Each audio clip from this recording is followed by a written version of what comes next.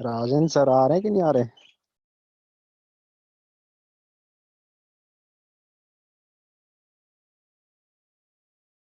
Sir आएंगे, थोड़ी देर लगती है सर को आने में। भाई स्टूडेंट तो चार ही बचे।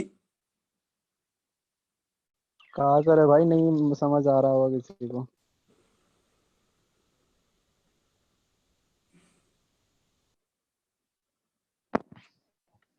सर आ गए हैं।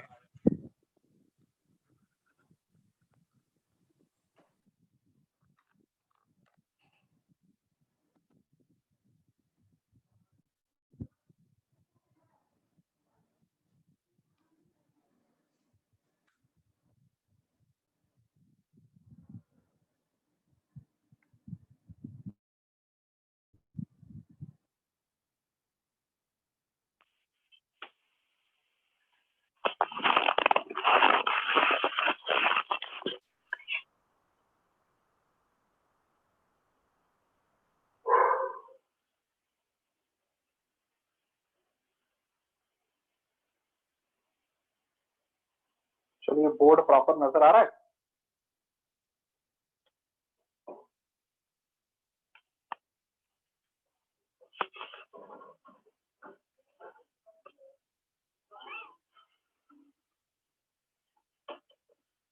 हाँ भाई, आवाज आ रही है सभी को? Hello hello hello. Yes sir, आ रही है सर। ठीक है ठीक है। चलिए, नए पेज पे आप लोग हेडिंग दीजिएगा, EOQ model 4। EOQ model 4।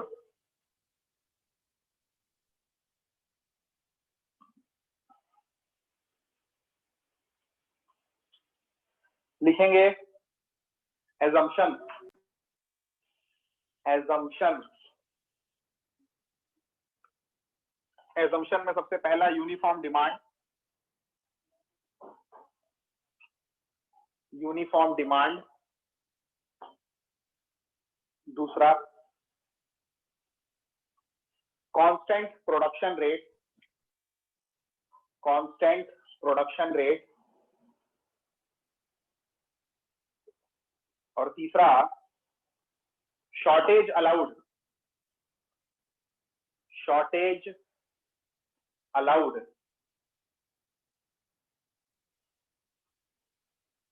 Repeat कर देता हूं, uniform demand, constant production rate and shortage allowed. चलिए,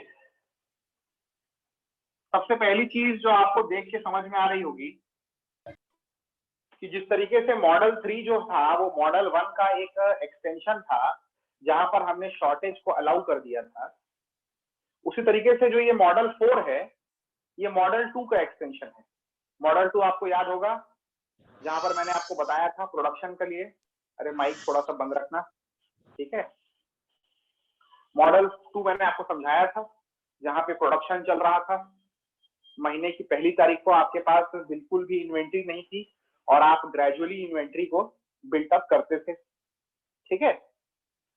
तो उसी तरीके से इस वाले मॉडल में भी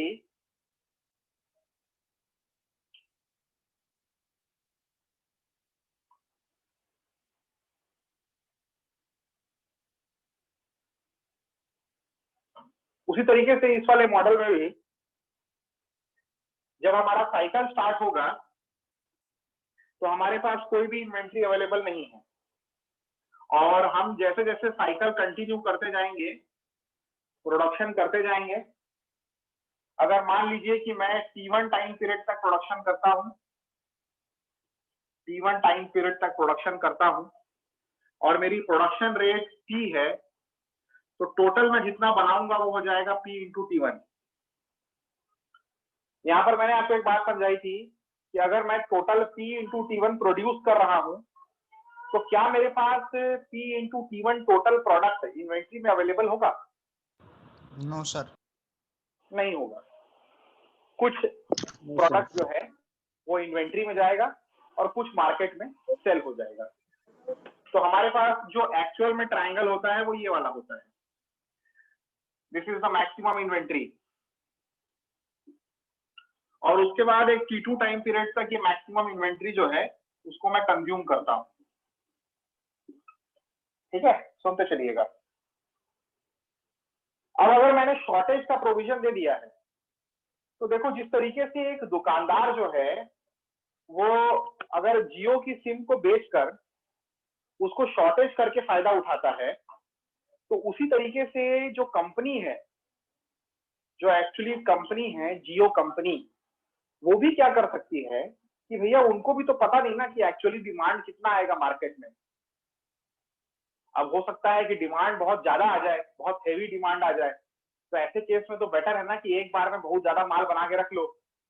तो कंपनी क्या करती है कि प्रोडक्ट का अच्छे से मार्केटिंग एडवर्टाइजिंग करके पहले डिमांड समझने की कोशिश कर लेती है।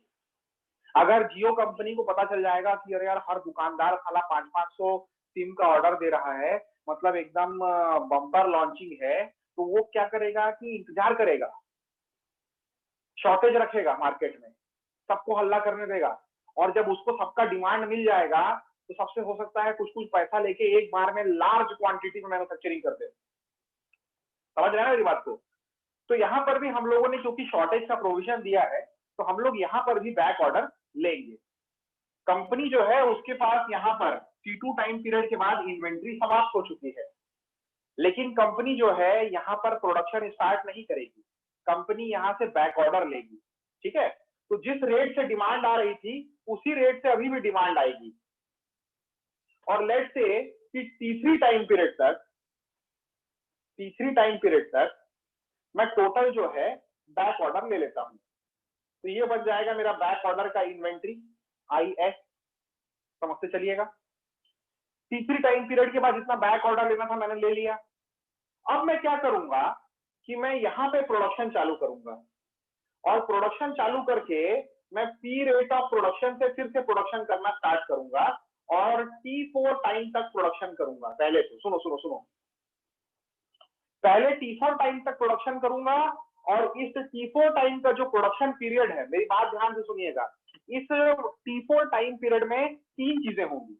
ये सबसे इंपॉर्टेंट कॉन्सेप्ट है इस EOQ मॉडल का, कि देखो हमने एक बार प्रोडक्शन यहाँ पे किया है, यहाँ से लेके यहाँ तक T1 टाइम पीरियड तक प्रोडक्शन किया है। यहाँ पे 2 चीजें हो रही थी, इस टाइम पीरियड T1 पे 2 चीजें हो रही थी। नंबर 1 क्या हो रहा था कि आप जो प्रोड्यूस कर रहे थे उसका एक हिस्सा आपकी इन्वेंट्री में जा रहा था, और दूसरा हिस्सा जो मार्केट में डिमांड आ रही थी उस डिमांड को फुलफिल करने में खर्च हो जा रहा था।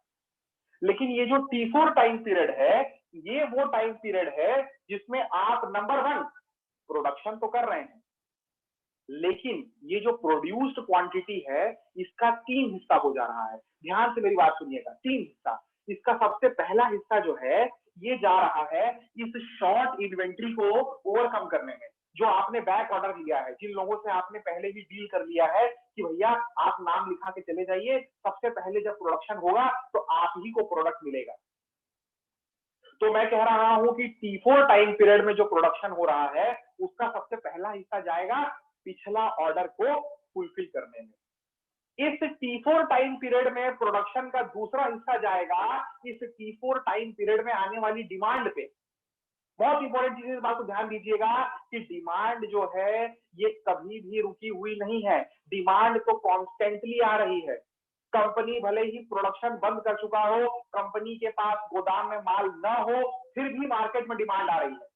कंपनी उसको बैक ऑर्डर के टर्म्स में रिप्रेजेंट कर रही है। तो कंपनी जब प्रोडक्शन कर रही है तो कंपनी को ये ध्यान में रखना है कि जितने ड्यूरेशन तक प्रोडक्शन चलेगा डिमांड भी कॉन्स्टेंटली चलते रहेगी। तो T4 टाइम पीरियड में 3 चीजें हो रही हैं। नंबर 1 मेरे भाई कि पिछला जो बैक ऑर्डर है उसको माल सप्लाई किया है। नंबर 2 कि जो करंट T4 समय है उस समय में जो डिमांड आ रही है वो भी अपने को फुलफिल करनी है। और तीसरी चीज हो रही है इसके अलावा जो बचेगा वो कहां जाएगा? अरे बोलो ना भाई। इन्वेंट्री में सर। इन्वेंट्री में जाएगा। समझ में आया? तो देखो काम की बात सुनो, काम की बात ये है कि आपका जो ये साइकिल है ना, वो साइकिल यहाँ से चालू हुआ ही नहीं है। आपका साइकिल एक्चुअली में कहीं यहाँ से चालू हुआ है। पिछले वाले साइकिल में जो T4 टाइम पीरियड है वहां से आपका साइकिल चालू हुआ है। कंपनी यहाँ पे प्रोडक्शन चालू कर रही है और पूरा T4 प्लस T1 पूरा मिला के यहाँ तक प्रोडक्शन कर रही है। उसके बाद यहाँ से यहाँ तक अपना गोदाम खाली कर रही है, फिर यहाँ से यहाँ तक बैक ऑर्डर ले रही है और फिर नया साइकिल स्टार्ट कर दे रही है। तो the actual cycle has started from here and has ended here. समझ रहा है मेरी बात को? समझ रहे हो कि नहीं यार? सर शाबाश। 1 मिनट रुको यार, इंक भर लो। तब तक तुम लोग जो है बोर्ड पे जो लिखा है उसको छाप लो।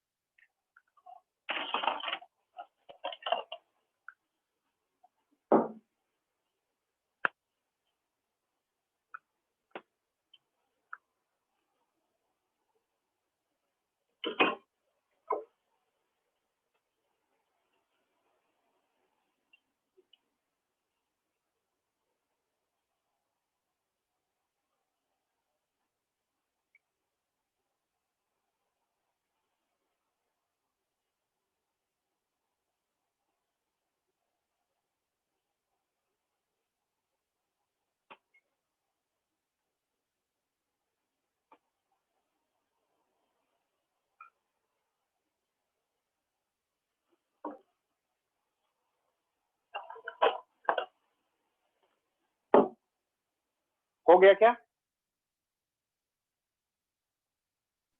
Yes sir.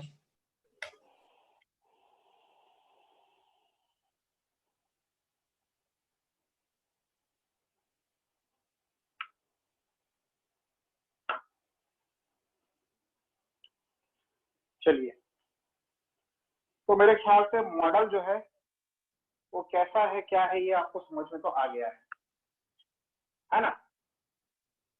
काम की बात यहाँ पे ये है कि अगर आपसे पूछेगा कि what is the total manufacturing period या what is the manufacturing period, तो आप क्या आंसर करेंगे? T1 और T4। गलत जवाब। T1 प्लस गलत जवाब। एग्जैक्टली। जो टोटल मैन्युफैक्चरिंग पीरियड है आपका वो T1 प्लस T4 है। T1 प्लस T4 है। तो P रेट ऑफ प्रोडक्शन से अगर T1 प्लस T4 टाइम से आप मल्टीप्लाई करोगे तो आपको मिलेगा आपका लॉट टाइम। समझिएगा मेरी बात को, ठीक है ना? This is the only important thing that I wanted to let you no.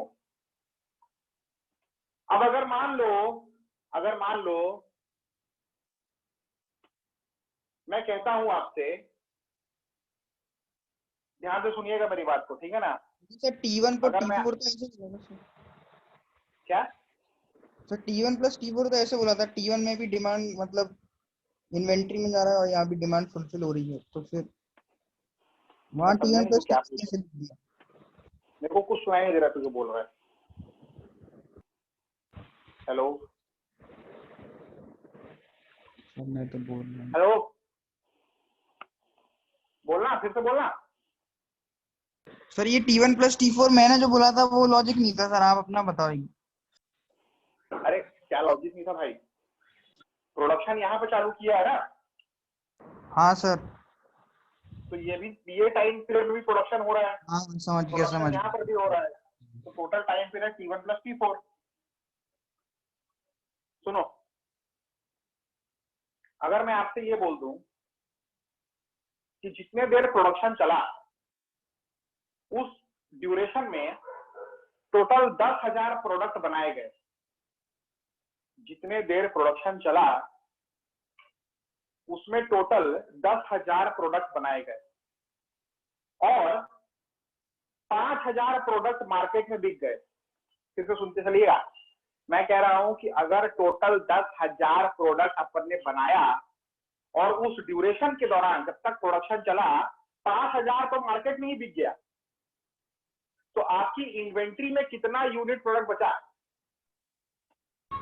Sir back order भी तो फुलफिल होगा, वो तो बताओ पहले, तभी तो बताएंगे इन्वेंट्री। एग्जैक्टली, ठीक है। क्लियर है आप लोगों को? मेरे ख्याल से समझ चुके हैं आप कि अगर मैंने आपको सिर्फ इतना बता दिया कि 10,000 यूनिट बनाया है, 5,000 बिक गया है, तो ये डेटा काफी नहीं है इस चीज को आंसर करने के लिए कि आपकी इन्वेंट्री में कितना माल है। जब तक मैं आपको ये नहीं बताऊंगा कि बैक ऑर्डर कितना था, क्योंकि जब आपने प्रोडक्शन किया है तो भैया पहले बैक ऑर्डर को फुलफिल किया है, समझ रहे हैं ना। तो अगर मैं आपसे कह दूं कि बैक ऑर्डर 1000 यूनिट था तो आपकी इन्वेंट्री में कितना प्रोडक्ट है? 4000। वेरी गुड, समझ गए आप लोग, ठीक है। तो एक काम करते हैं, सुनो, ये तो आपको पता ही है कि जो मेरा टोटल कॉस्ट है ना, उसको मेरे को मिनिमाइज करना है, डिफरेंशिएट करना है और यहाँ पर ईओक्यू निकाल देना है। तो यहाँ पर तो चारों कॉस्ट आ जाएगा, वो भी मैं जानता हूँ। बट देखो क्या है ना, ये जो चौथा मॉडल है ये बहुत कम टेक्स्ट बुक्स में दिया हुआ है, गेट के एग्जाम में आज तक इससे कभी क्वेश्चन आया नहीं, तो मैं ना इसका पूरा डेरिवेशन तो करा नहीं रहा, क्योंकि मैं आपको ऑनेस्टली बताऊं इसका डेरिवेशन तो आज तक मैंने खुद ही नहीं किया है, ठीक। क्योंकि मेरे को कभी किसी टेक्स्ट बुक्स में इसका डेरिवेशन मिला ही नहीं। मैंने इनफैक्ट इंटरनेट पे भी काफी सर्च किया but I never got the result. तो मैंने देखा कि यार हर टेक्स्ट बुक में क्या करता है, मॉडल को अच्छे से एक्सप्लेन करके, एक्सप्लेन भी नहीं करता है, बस कुछ कुछ पॉइंट्स लिख देता है, सब चीजें खुद ही समझनी पड़ती हैं, मॉडल को फॉर्मूले डायरेक्ट दे देता है। तो मैं भी आप लोगों को डायरेक्ट इसके फॉर्मूले लिखा देता हूँ, है ना। हालांकि मैं आपको बताऊं इसका डेरिवेशन बहुत ज्यादा मुश्किल है, क्योंकि यहाँ पे 4 वेरिएबल्स हैं। याद है ना, पिछले वाले केस में 3 वेरिएबल थे और हमारे पास 2 इक्वेशन थी, यहाँ पे हमारे पास 4 वेरिएबल है। बहुत ज्यादा लंबा चौड़ा डिफरेंशिएशन करना पड़ेगा, 3 बार पार्शियली डिफरेंशिएट, एक बार किसी एक के टर्म में, एक बार एक के टर्म में, एक बार एक के टर्म में, और उसके बाद नतीजा निकालना पड़ेगा। तो it is a very cumbersome process. तो डायरेक्ट इसका फॉर्मूला लिख लीजिए, ठीक है, मैं इसको आपको लिखा देता हूँ और उसके बाद एक क्वेश्चन कर लेंगे अपन।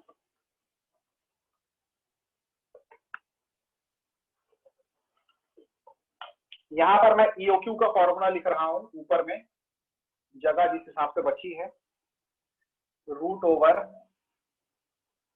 2C0D upon CH multiply by root over P by P minus D multiply by root over CH plus CS upon CS। तीनों चीज आ गया, ठीक है ना। प्रोडक्शन रेट वाला फैक्टर भी आ गया और शॉर्टेज वाला फैक्टर भी आ गया। सर आपका वीडियो चला गया सर। क्या बात कर रहा है यार, सर सही बात कर रहे हैं। अरे यार गया एक सर। मिनट ना, हाँ आया सर, क्या? आ गया आ सर। आ गया sir.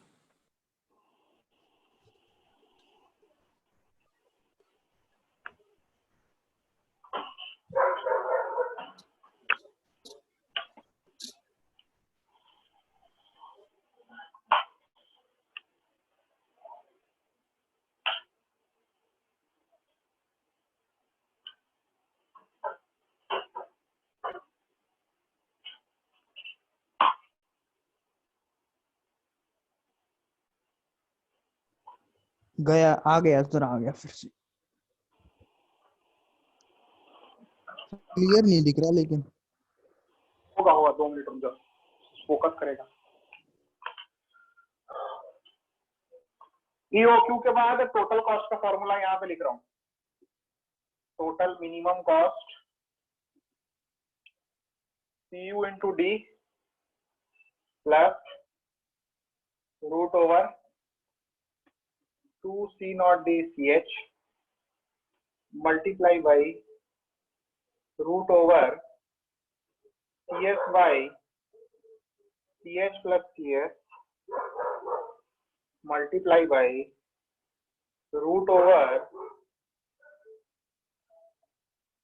P minus D by P। ठीक है, नोट करते चलिएगा। मैक्सिमम इन्वेंट्री एट ईओक्यू का फॉर्मूला हो जाएगा root over 2C0D by CH multiply by root over P minus D by P multiply by root over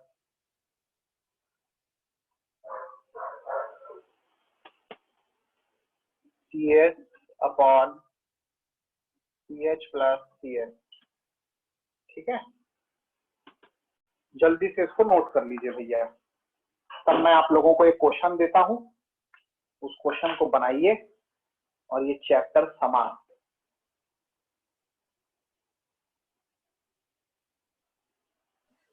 sir लेकिन जब पहली बार कंपनी प्रोडक्शन करेगी तो उसको बैक ऑर्डर्स कैसे पता होंगे सर? क्या बात कर दिया देखो। सर जब स्टार्ट करेंगे तब। जियो ने स्टार्ट ही तो किया था भाई। सुनो तो, ऐसा नहीं है। नंबर 1 पॉइंट ये है मेरा कि ये जो हम लोग पढ़ रहे हैं ना, ये कहीं हम लोगों ने बीच में से साइकिल उठाया है। मैं बार बार बोलता जरूर हूं कि जहां से कंपनी का शुरुआत हुआ, महीने का पहला दिन, बट Yes, sir. एक्चुअली में हमने कहीं से बीच में से स्टडी किया है। इसके आगे भी बहुत सारे साइकिल घटे होंगे, Yes, sir. समझ रहे बात को। और कंपनी Yes, sir. अगर पहली बार प्रोडक्शन कर रही है, तब भी तो कंपनी क्या कर सकती है ना कि मार्केटिंग वगैरह करके पहले ही डिमांड जनरेट कर ले। जब Yes, पता sir. चल जाए कि कितना अपने को प्रोडक्शन करना है, तब चालू करे प्रोडक्शन। ठीक है, Okay. चलिए नोट करिए।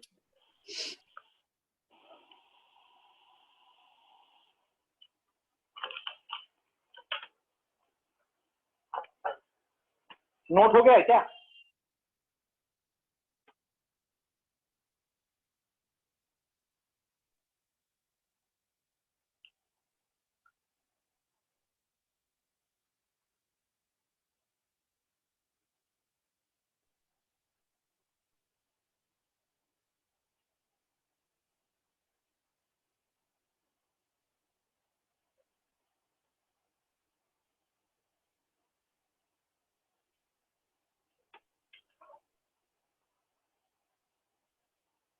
क्वेश्चन लिखिएगा।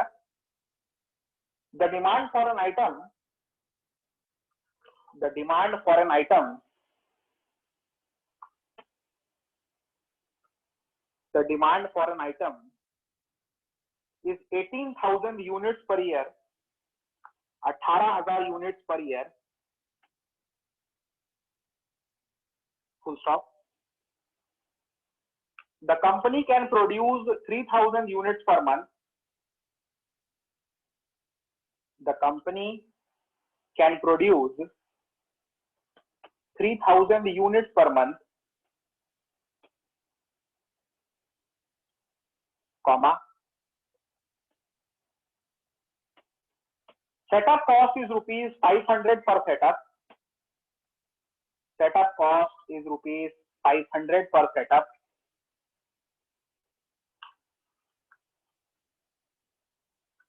And the holding cost, and the holding cost is 15 paisa, is 15 paisa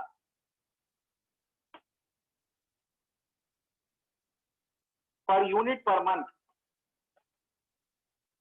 15 paisa per unit per month.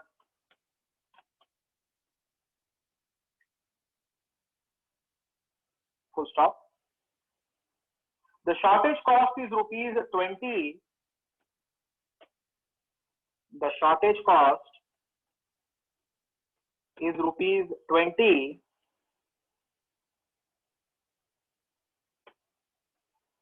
per unit per year, per unit per year. Determine number 1, manufacturing time in months, manufacturing time in months. Second, economic order quantity, economic order quantity.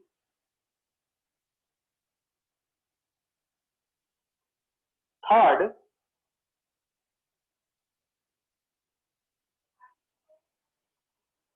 short inventory at EOQ, short inventory at EOQ.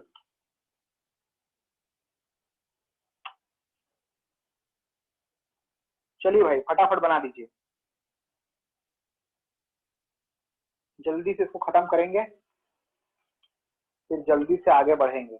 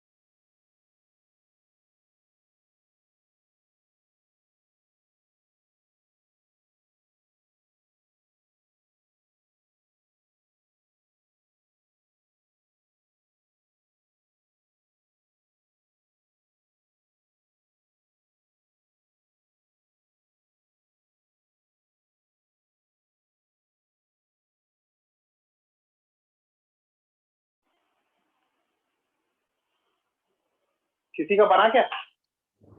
Yes sir. पूरा निकल गया? Sir 4669.04 आ रही है EOQ। मेरे को सिर्फ वो बता, शॉर्ट इन्वेंट्री बता कितना आ रहा है। Sir 1 minute. चलो करो करो करो।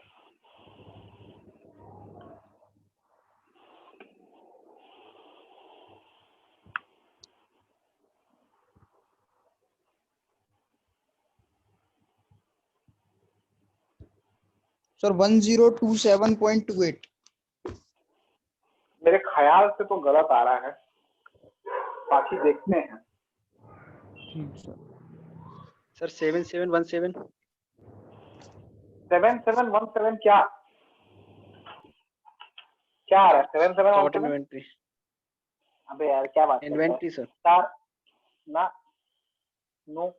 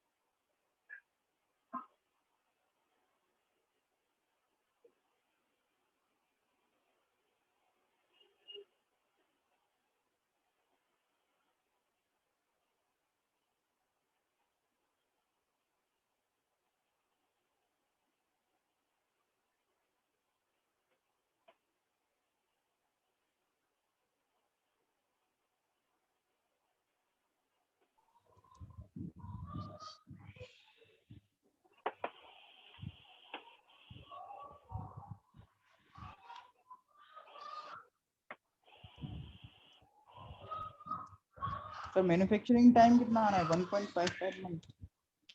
हाँ 1.56 आ रहा है मेरा। हाँ सर 1.556।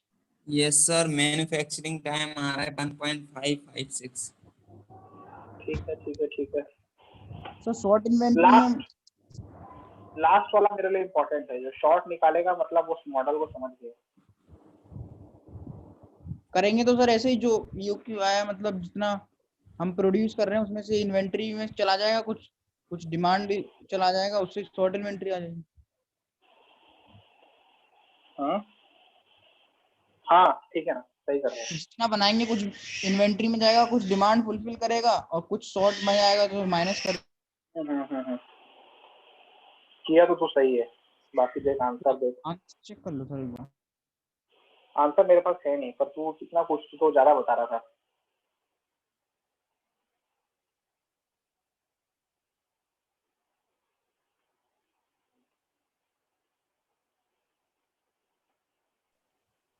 सर हम्म, सर EOQ तो वो होता है ना कि एक बार में जितना हम प्रोड्यूस कर रहे हैं इस मॉडल में, हम्म। तो जो डिमांड अपन रखेंगे वो कौन सी रखेंगे फिर? तो तेरे को सोचना है, मैंने समझा दिया है, अब मैं सीधा बोर्ड में बताऊंगा।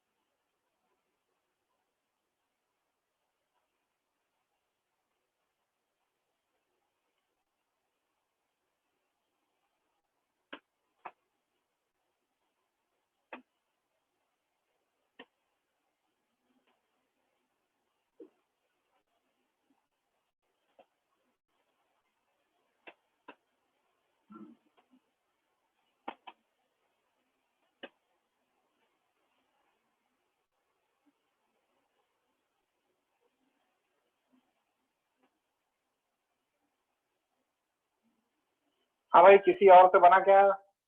शॉर्ट इन्वेंट्री का आंसर बताओ यार। बोलो बोलो बोलो बोलो बोलो।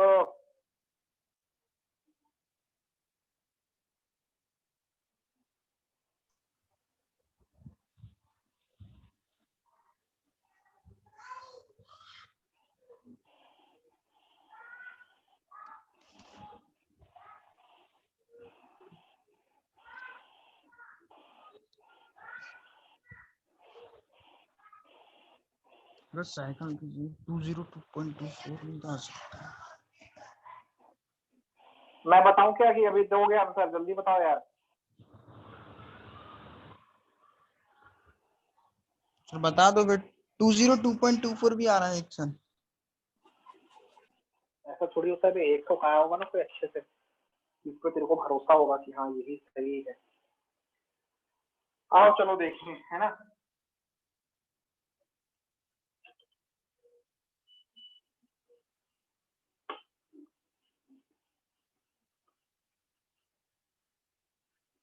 कितने लोग हैं अभी क्लास में यार? लगभग आप लोगों के स्क्रीन कुछ दिखा रहा होगा। क्यों? 12-13 है सर। 12-13 में मेरे को 2 लोगों की बस आवाज आ रही है। बाकी लोग कहाँ हैं भाई? हैं? कहता है कि the demand of an item is 18,000। Capital D दिया हुआ है 18,000 यूनिट। अच्छा यार एक काम की बात थी यार, कोई व्हाट्सएप ग्रुप वगैरह है क्या तुम लोगों का? यस सर, है एक सर छोटा सा। कौन सा है भाई? लिंक दे दो फिर। नहीं उस सर ग्रुप में कितने लोग हैं? सर उसमें है 87 हैं 87। तो इस क्लास में 12-13 कैसे बैठे हैं? सर वो पता नहीं सर, अपन बना लेते हैं सर अपना अलग से। हाँ मतलब अपना बना लो ना इसको पढ़ने के लिए। वो आपसे कहा था ना मैंने आपको, मैं पीडीएफ दे दूंगा जो मेरे बनाए हुए क्वेश्चंस हैं। Previous year Yes, sir. Questions नहीं है उसमें, ठीक है? प्रीवियस ईयर क्वेश्चंस अपने आप से जुगाड़ लेना है। तो उसको कर लो यार, पीडीएफ ग्रुप बना लो, मेरा नंबर ऐड कर देना तो मैं पीडीएफ शेयर कर दूंगा, है ना। यस सर, अरविंद बना लेना। साल भर की डिमांड दी है 18,000 और प्रोडक्शन रेट दिया हुआ है 3,000 unit per year. Oh sorry, per month. Production rate है 3,000 यूनिट पर मंथ। इसके अलावा दिया हुआ है the setup cost. The setup cost is ₹500 per setup. Is ₹500 per setup. Holding cost is 15 paisa per unit per month. 15 paisa, 0.15 paisa rupees per unit per month. और shortage cost दिया है ₹20 per unit per year. अब कहता है क्या क्या निकालना है? Determine EOQ। EOQ, ठीक है? तो फटाफट फॉर्मूले में रख देता हूं। फॉर्मूला होता है √2 C0 500 into D 18,000 by CH यानी कि 0.15 मल्टीप्लाई बाई 12 साल के लिए पर मंथ में दिया है, ठीक है? और इसके बाद जो फैक्टर्स हैं मल्टीप्लिकेशन वाले, वो फैक्टर्स है P by P minus D √P by P minus D, ठीक है? तो P मतलब 3,000 by 3,000 minus demand monthly 1,500 unit, ठीक है? Multiply by CH plus CS by CS multiply by CH यानी कि 0.15 into 12 by CH plus CS 0.15 into 12 plus 20। जल्दी से बता दो कितना आ रहा है EOQ। जल्दी से बताओ भाई, जल्दी से बताओ। कैसे कर रहे हो यार? सर आपने उल्टा लिखा। उल्टा लिख दिया क्या मैं? हाँ सर सही लिखा है। अरे नहीं यार, उल्टा तो लिखा है। सही कह रहा लड़का। लास्ट वाला उल्टा लिखा है। सर लास्ट वाला गलत हो गया। क्या लास्ट वाला? ये +20, ठीक है। जो गलती मैं कर रहा हूँ भाई तुम लोग मत कर देना वहां पे, ठीक है ना। Sir 4669.04। Yes sir, 4669.04।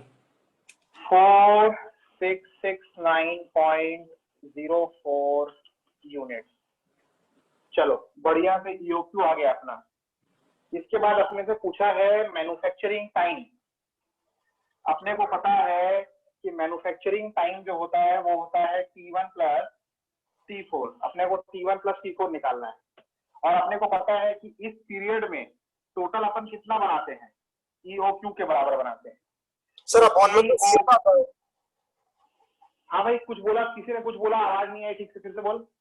Sir EOQ में अपॉन में लास्ट में CS आता है। ईओक्यू के फॉर्मूले में लास्ट में क्या आता है? CS 40 को ये तो 7 है ना यार, 20 प्लस अपॉन में सर नीचे 20 आएगा। 20 है सर, 20 CS। अरे 20 चलो ना, ये सब ये आएगा नीचे 20। थोड़ा सा कर लिया करो, ठीक है ना। चलो थैंक यू, सही बताया भाई। ईओक्यू बराबर हो जाएगा T इंटू T1 + T4।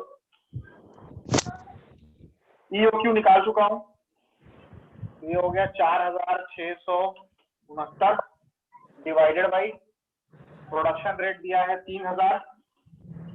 कितना आ रहा है रे, जल्दी से बताओ। T1 + T4, T1 + T4 बताओ भैया। 1.5 1.556 मंथ। ये यस याद है सर, सभी का? Yes sir. तो मतलब क्या है, कंपनी जब प्रोडक्शन करेगी तो टोटल 1.556 महीना करेगी। That is equal to T1 + T4। समझ गए ना? अभी सुन लो मेरे भाई, सुन लो। इसके बाद आपसे पूछा है मेरे ख्याल से शॉर्ट इन्वेंट्री, यही पूछा है ना? अरे बोलेंगे नहीं यार, बोलेंगे नहीं, कसम खा ली। Yes sir short inventory. सुनो, जो ईओक्यू होता है, जो मैं T1 + T4 में बनाता हूं टोटल, उसके कितने हिस्से हो जाते हैं मेरे भाई? 3 सर। हो जाते 3। 3 हिस्से। सुन लो। सबसे पहला हिस्सा जाता है शॉर्ट इन्वेंट्री को। इसमें किसी को कोई शक है क्या? No sir. एक हिस्सा जाता है मैक्सिमम इन्वेंट्री को और एक हिस्सा जाता है जो टोटल T1 + T4 पीरियड में डिमांड आई है उसको। कोई दिक्कत, कोई समस्या, कोई परेशानी, जल्दी से बताओ यार। No sir. ठीक है क्या? सही है सर। ठीक है क्या? समझ में आ रहा है ना भाई? नहीं समझ में आ रहा है तो मुझे मार दो कि नहीं आया सर। ये नहीं हाँ कि सर, अरे बाकी लोग तो नहीं बोल रहे हैं, है ना? ठीक है, तो एक हिस्सा चला गया पिछला ऑर्डर पूरा करने में, एक इन्वेंट्री को भरने में, और तीसरा मार्केट में आई हुई इस टोटल पीरियड को, डिमांड को कंप्लीट करने में। अब मेरे पास ईओक्यू तो निकल गया है, मेरे को डिमांड रेट भी पता है, T1 + T4 भी पता है। नहीं पता है तो मैक्सिमम इन्वेंट्री। इसका फॉर्मूला तो मैंने अभी आपको थोड़ी देर पहले ही लिखाया है कि मैक्सिमम इन्वेंट्री एट ईओक्यू। बेटा जल्दी से इसको फॉर्मूला में खटाखट पुट करो और बताओ कितना आ रहा है। ये दोनों इन्वर्स हो जाएगा ना, ये भी इन्वर्स हो जाएगा, ये भी इन्वर्स हो जाएगा। ये वाला फैक्टर एज इट इज रहेगा ना।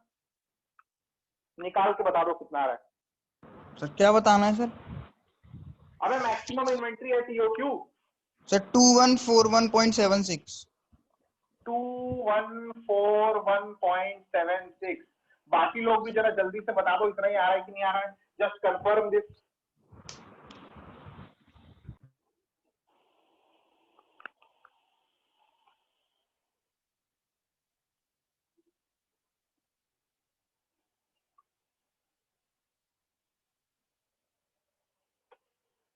कंफर्म करो रे भैया, कंफर्म करने का पैसा लगता है क्या? सर एकदम सही है सर, आप कंटिन्यू करो फिर। नहीं यार, एक आध जन का और आ जाने दे।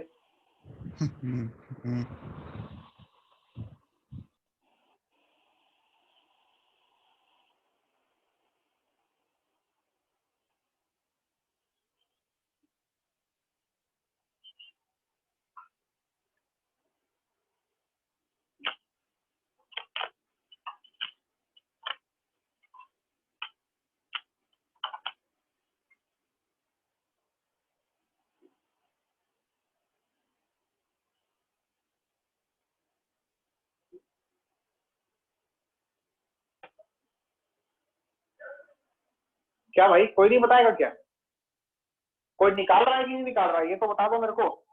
सही है सर, सही आया है। सही आया है, चलिए ठीक है।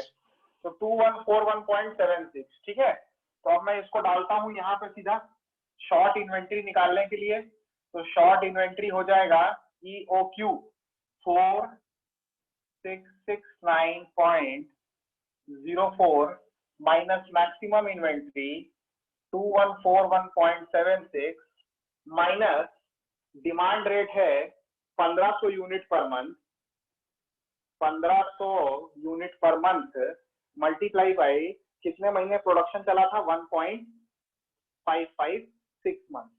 जल्दी से बता दो भैया, how much is the short inventory? 193.28, 202 ही है। अरे क्या दो टाइप का आंसर ला रहे हो? नहीं सर, वो यार मैंने बताओ यार। 1.5 रख दिया था सीधे। हाँ सर, बता रहा हूँ मैं, करेक्ट। मेरा कुछ 187 आ रहा है, जरा चेक करना सही है कि गलत है। 193.28 है सर। सभी का आ रहा है क्या? 193.28। प्लीज वेरीफाई कि 193.28 आ रहा है क्या? सर वो CH में 0.15 क्यों आएगा सर? तो 15 पैसा दिया कि 1.5 पैसा दिया? 15 पैसा दिया है ना, 15 पैसा मतलब 0.15 रुपीज ना। ठीक है सर। हाँ सर करेक्ट है, एकदम सही है। एकदम यस सही है। सर, 193.28। कॉन्सेप्ट पकड़ गए क्या? कॉन्सेप्ट पकड़ गए क्या?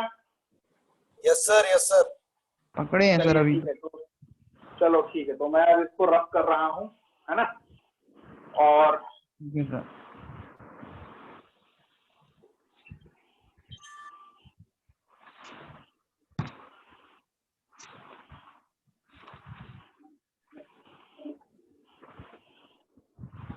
चलिए नए पेज पे आप लोग हेडिंग डालिएगा, फ्रेश पेज पे नया हेडिंग दीजिए, project management. Project management, project management.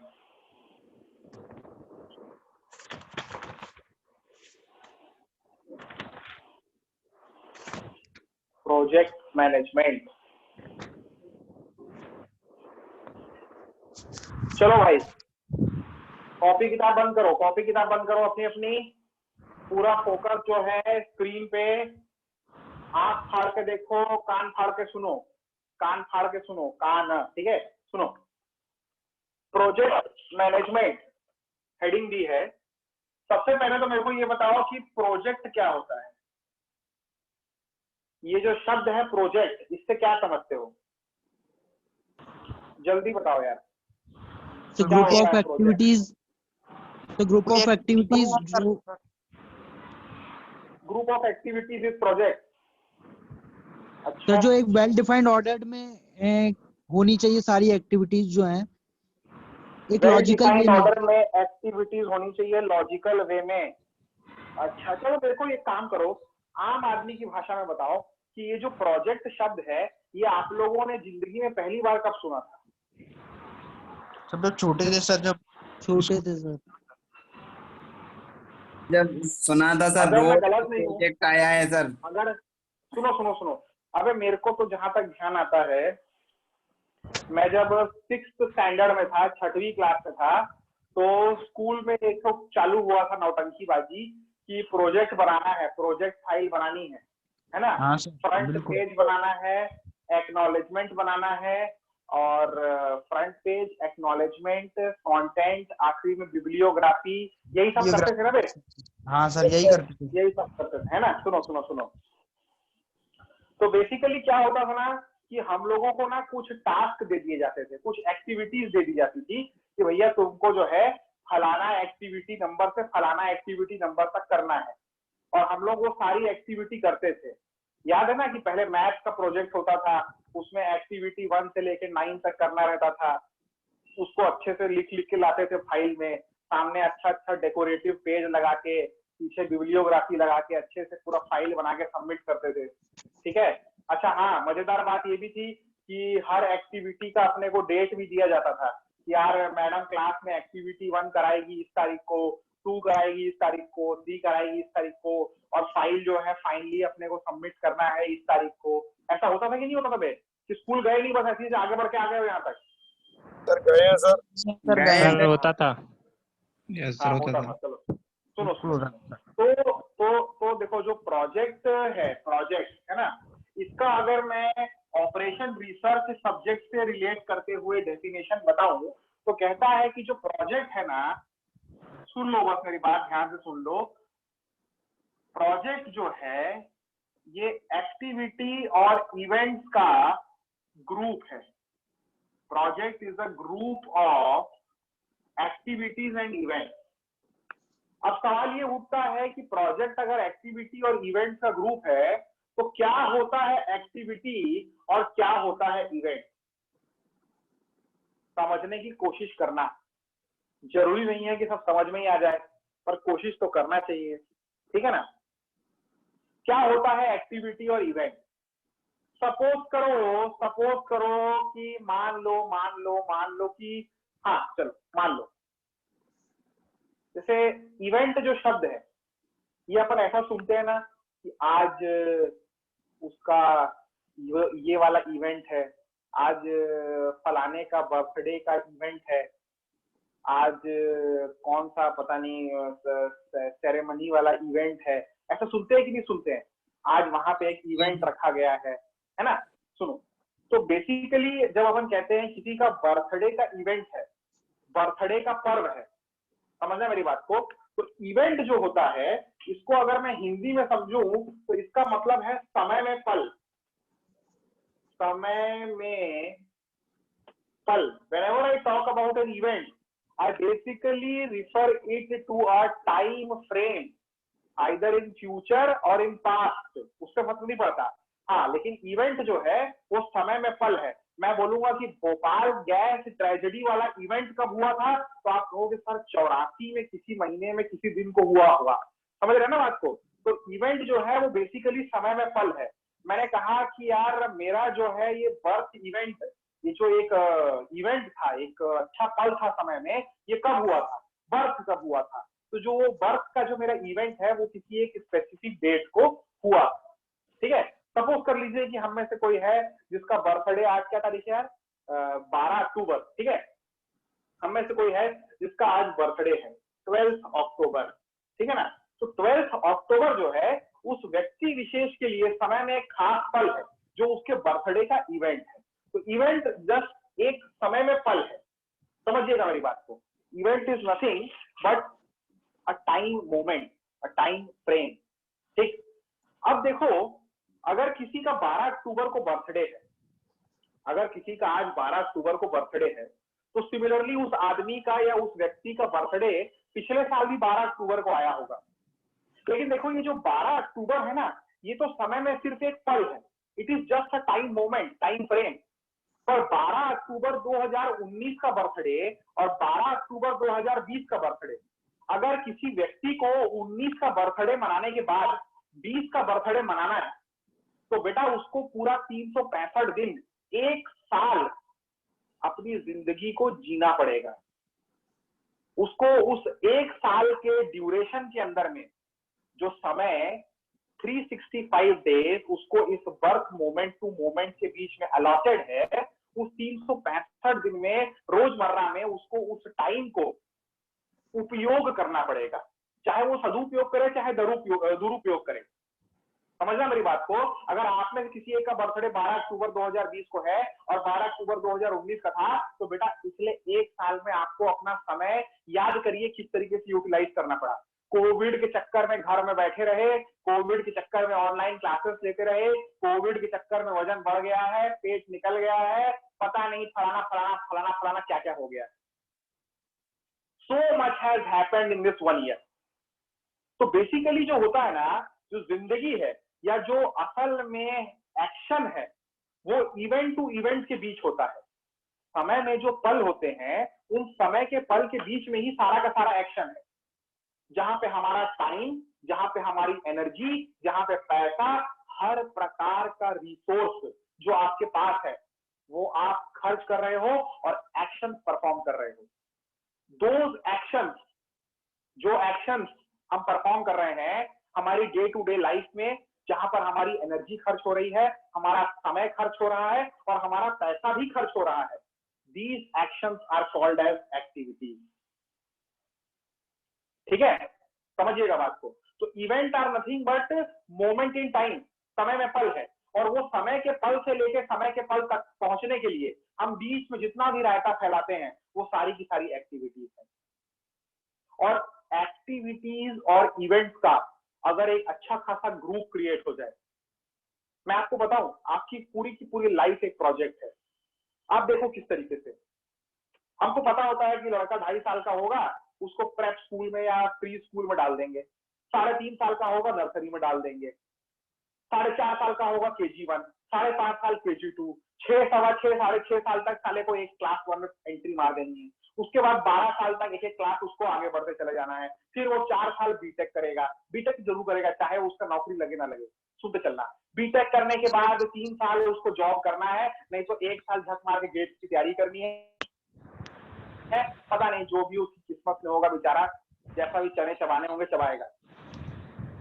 उसके बाद शादी करनी है, बच्चे पैदा करने हैं। मतलब कुल मिला के लाइफ में पास्ट में भी इवेंट्स थे, फ्यूचर में भी इवेंट्स है, प्रेजेंट में भी इवेंट्स है, लेकिन इसके बीच में जितना हम लोग रायता फैला रहे हैं वो सारी की सारी एक्टिविटीज है। और इजी वे में समझते हैं, मान लो किसी व्यक्ति को अपना घर बनाना है, अपना मकान खड़ा करना है, तो मकान खड़ा करने के लिए उस व्यक्ति को सबसे पहले क्या करने का जरूरत है यार?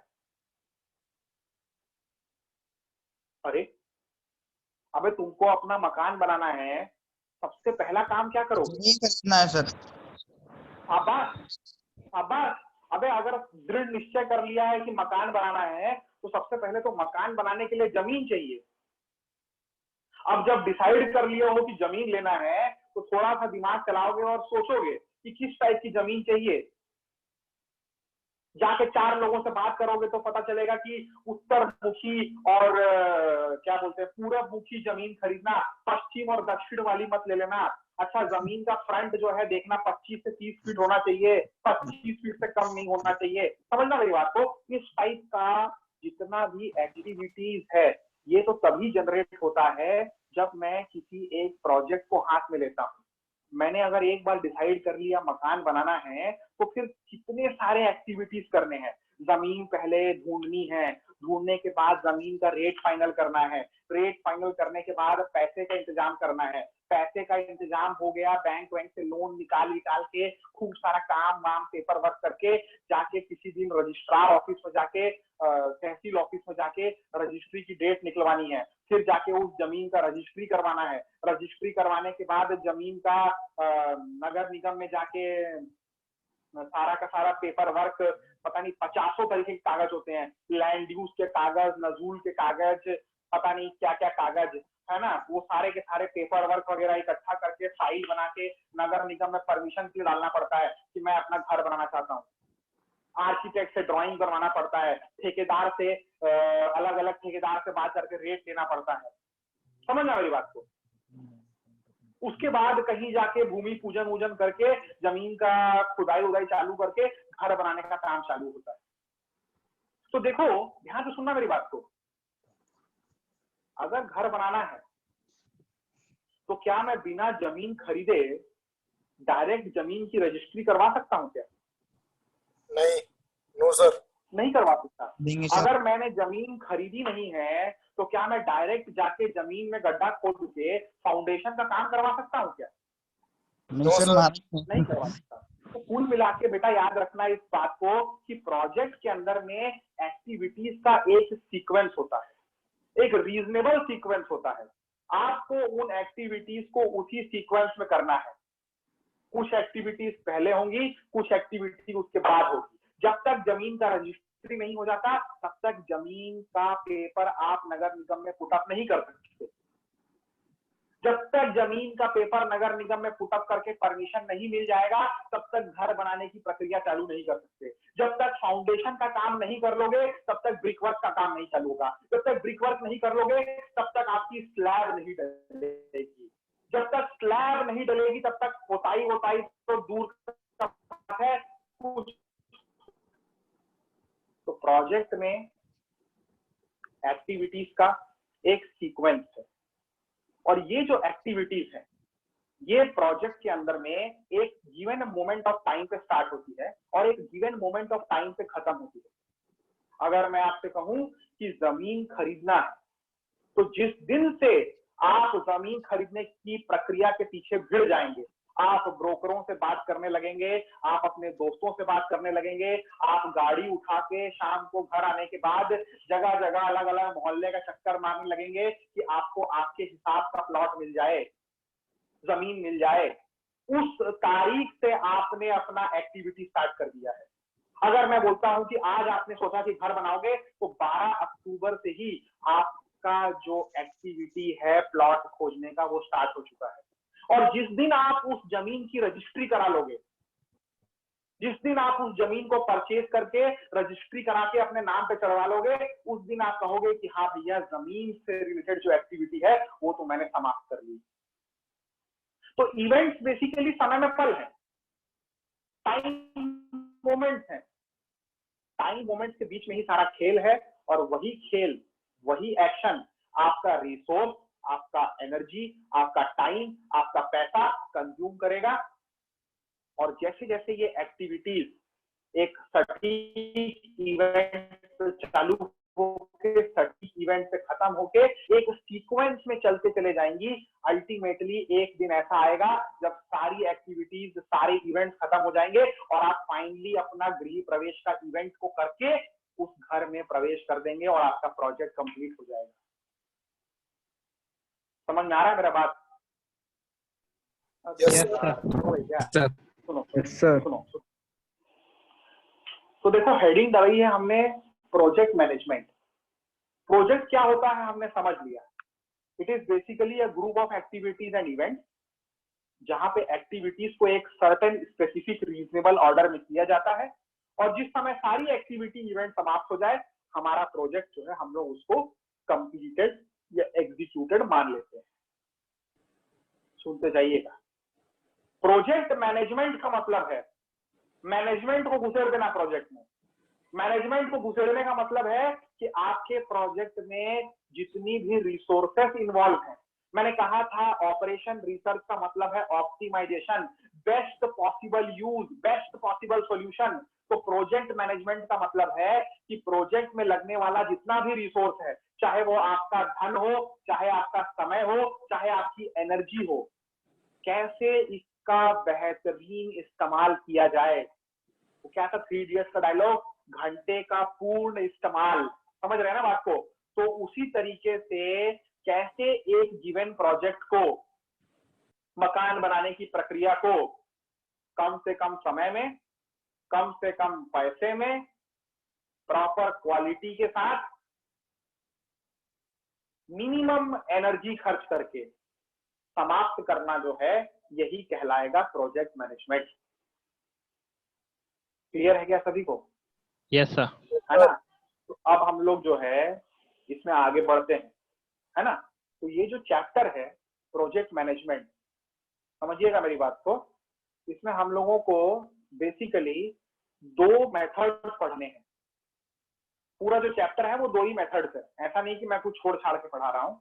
ये जो पूरा का पूरा चैप्टर है इट कंप्राइजेस ऑफ 2 मेथड्स।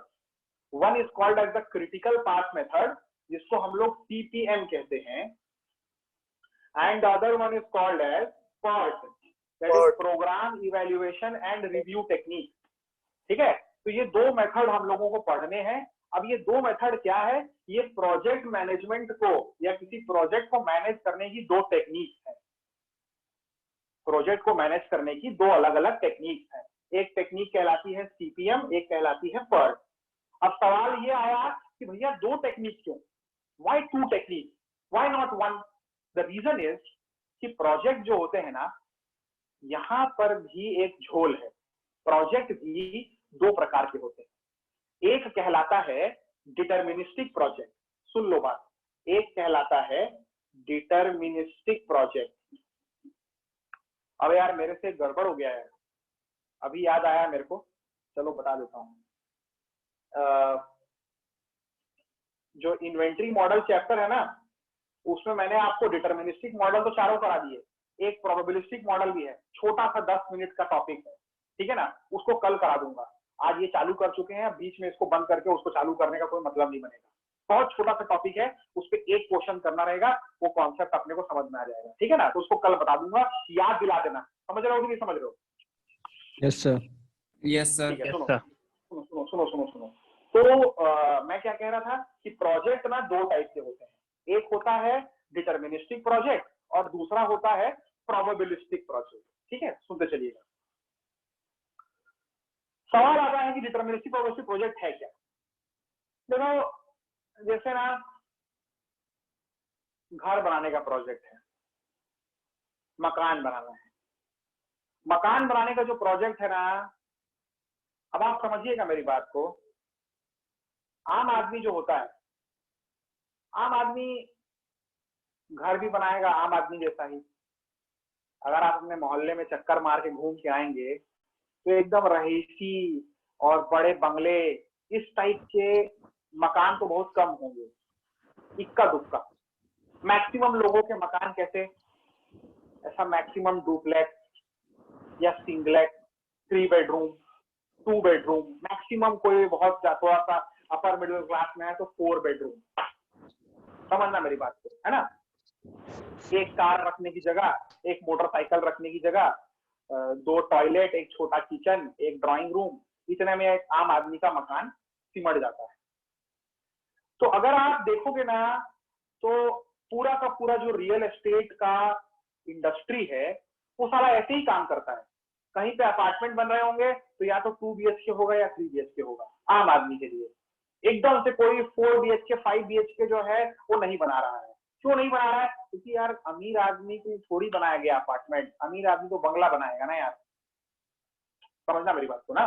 तो देखो, अगर आप जाओगे ना प्लॉट खरीदने के लिए, तो आम आदमी के लिए प्लॉट का साइज भी ना एकदम फिक्स टाइप का चलता है, 25 बाई 50, 30 बाई 50, 40 बाई 40, इस टाइप का, 30 बाई 40।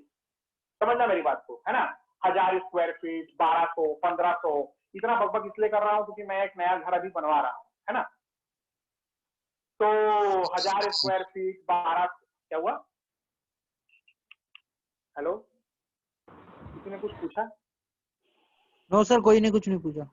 हाँ, तो 1000 स्क्वायर फीट, 1200, 1500, 2000 स्क्वायर फीट, इतना ही एक स्टैंडर्ड आम आदमी का प्लॉट का रिक्वायरमेंट है। और घर भी लगभग हर कोई उतना ही बड़ा बनाता है। तो जो ठेकेदार होते हैं ना, जो एक्चुअली में आपका घर बनवाएंगे लेबरों की मदद से, आर्किटेक्ट तो ड्राइंग बना देते हैं, इंडिया में सिविल इंजीनियर तो साइड से आते ही नहीं है, वो तो भगवान है। ठेकेदार ही धरती पे उतरता है, ठेकेदार ही पैसा कमाता है। सिविल इंजीनियर की जितनी सैलरी होगी 1 साल की, ठेकेदार 2-3 महीने में ही कमा के निपटा देता है। सुनना सुनना मेरी बात सुनना, ठीक है। तो ठेकेदार जो होता है उससे बोलोगे ना, यार मेरे को ये घर बनाना है, ये नक्शा है, ये प्लॉट है, इसमें मेरे को बताओ कितना पैसा लगेगा, कितना समय लगेगा, वो तुरंत बताएगा within a second. Reason being कि यार ठेकेदार जो है वो उसी टाइप के ही मकान बना बना के सीख सीख के आगे बढ़ा है। उसको A to Z पता है कि आपने जो डिमांड रखी है उस प्रोजेक्ट को कंप्लीट करने में कितना समय लगेगा, कितना पैसा लगेगा, उस पैसे के पीछे मेरा प्रॉफिट मार्जिन कितना होना चाहिए, तुरंत जोड़ के कैलकुलेट करके उसको हर एक चीज टू द पॉइंट प्रिसाइज पता होती है कि मार्केट में इस समय रेती कितने की है, गिट्टी कितने की है, सीमेंट कितने का है, लोहा कितने का है, टाइल्स कितने की है, पेंट कितने का है, पुट्टी कितने का, ईच एंड एवरीथिंग सब जोड़ जाड़ के आपको एकदम सटीक जानकारी दे देगा। बोलेगा भैया इतने का आप मेरे को चेक बना दो, इतने का या तो आप लोन निकाल लो, जो करना है कर लो, इतना पैसा आपको लगेगा, इतना समय लूंगा, 8 महीना, 10 महीना, 12 महीना, साल, 1.5 साल जो भी, और मकान आपका चकाचक बना के दूंगा। समझ रहे हो ना बात को मेरी? क्यों? क्योंकि देखो, अगर किसी प्रोजेक्ट को मैं पास्ट में ऑलरेडी कर चुका हूं, मैं उसी जैसे प्रोजेक्ट्स को रिपीटेडली कर रहा हूं, तो होता क्या है कि मेरे पास इतना डेटा, इतना इंफॉर्मेशन इकट्ठा हो जाता है कि मैं भविष्य में अगर वैसा ही कोई प्रोजेक्ट करूंगा तो पास्ट के प्रोजेक्ट के डेटा को यूज करके, एनालिसिस करके एक रिपोर्ट बना सकता हूं प्रोजेक्ट की, और पूरी रिपोर्ट के तहत मैं उस प्रोजेक्ट में होने वाली घटनाओं को पहले से ही डिटरमाइन कर सकता हूं कि भैया प्रोजेक्ट कंप्लीटली एक डिटर्मिनिस्टिक प्रोजेक्ट है, कितना पैसा लगेगा, कितना समय लगेगा, कितना लेबर लगेगा, कितना रेजा लगेगा, सब बता डालूंगा आपको। तो अगर प्रोजेक्ट डिटर्मिनिस्टिक है तो इस टाइप के प्रोजेक्ट को मैनेज करने के लिए हमारे पास क्रिटिकल पाथ मेथड टेक्निक है, CPM technique. Just on the contrary, अगर प्रोजेक्ट प्रोबेबिलिस्टिक है, मान लो कि प्रोजेक्ट ऐसा है जो भविष्य में पहले कभी नहीं किया गया, उसकी एकदम unique condition, unique geographical location, मान लो कि आपके मोहल्ले में, आपके इलाके में, आपके शहर में कहीं पर कोई एक रेलवे का फाटक है और वहां पे दबा के जाम लगता है।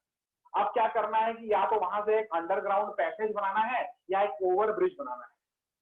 तो चैलेंज ये हो जाता है कि वो जो एक ज्योग्राफिकल लोकेशन है, उस लोकेशन पे पहले कभी वहीं पर एक ब्रिज ओवर या अंडर बनाया नहीं गया। हाँ, बहुत सारे ओवर ब्रिज, अंडर ब्रिज कहीं कहीं बनाए गए हैं, लेकिन वहां नहीं बनाया गया। तो ऐसे में क्या होगा कि मैं पुराने जो ओवर ब्रिज, अंडर ब्रिज बनाया हूं किसी और शहर में, किसी और मोहल्ले में, वहां का डेटा निकालूंगा, कितना खर्चा आया था, कितना डायमेंशन था, कितने लोग लगे थे, कितना पैसा लगा था। अच्छा, ये 5 साल पहले बना था, आज बनाना है तो ये टेक्नोलॉजी भी आ गई है, इससे काम जल्दी हो जाएगा। आज जो है महंगाई 15-20% बढ़ गई है, तो प्रोजेक्ट की कॉस्टिंग भी 20% के लगभग ज्यादा आएगी।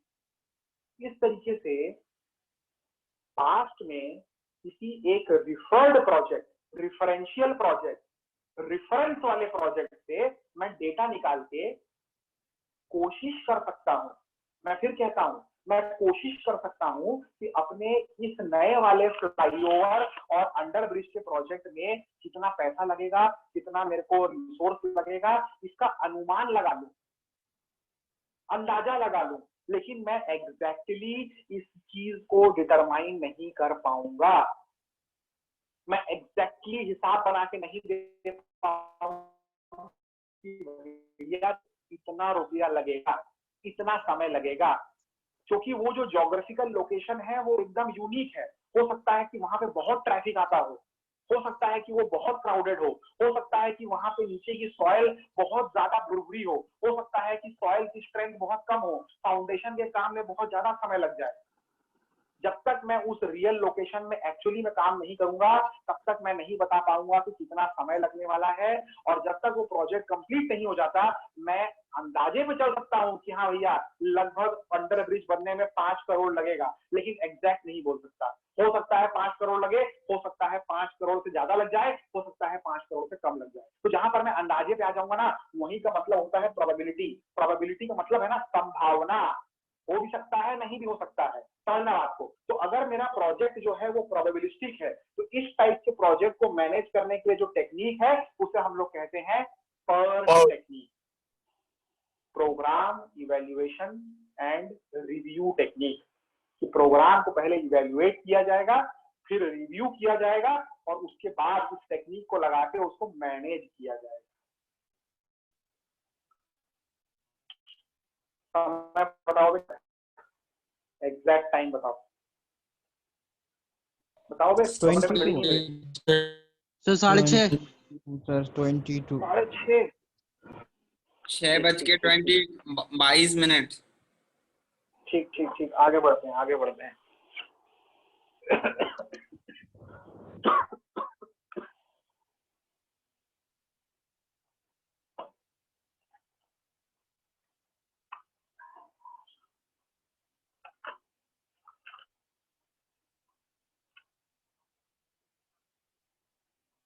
चलिए,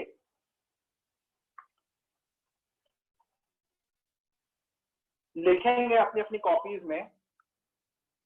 सबसे पहले डेफिनेशन नोट करिए प्रोजेक्ट की, write down. A project is a group of A project is a group of activities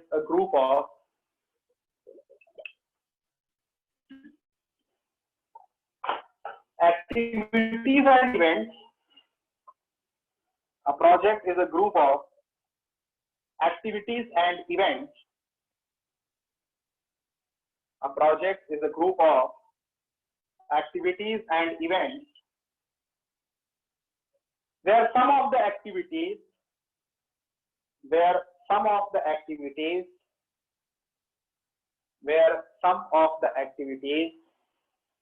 will be performed parallelly,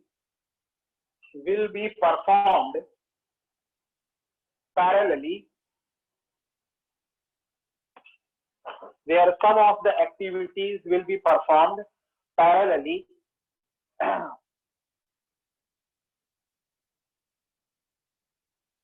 and the activities should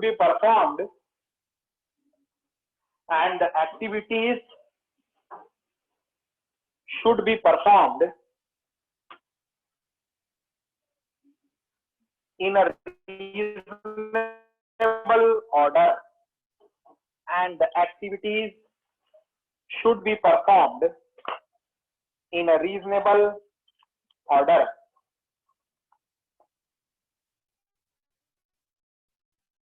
उसी के नीचे लिखिएगा एक्टिविटी की डेफिनेशन लिखेंगे. It is the time consuming effort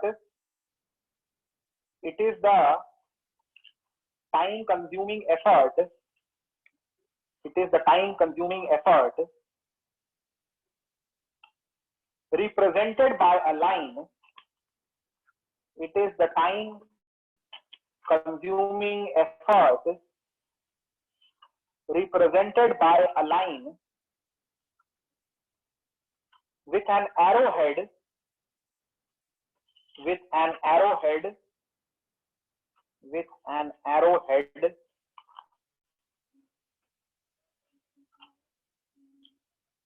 pointing in the direction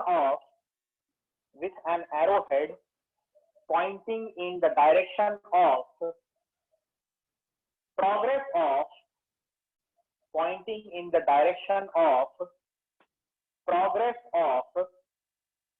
completion of work. Pointing in the direction of progress of completion of work.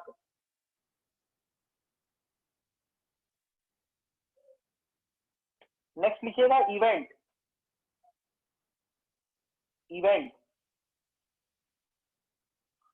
लिखेंगे. An event is a point in time. An event is a point in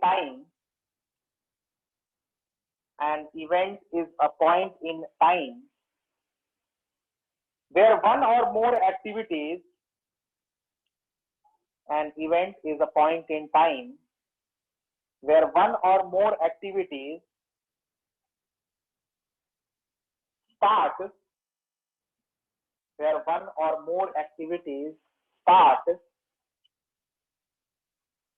and / or finish. Where one or more activities start and / or finish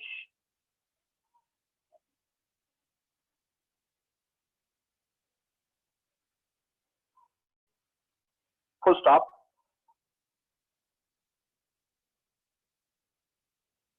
An event is represented by a circle. An event is represented by a circle. An event is represented by a circle.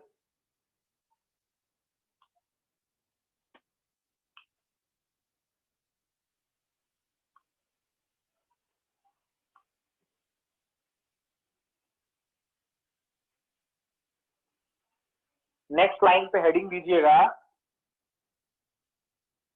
Project management technique. Project management technique.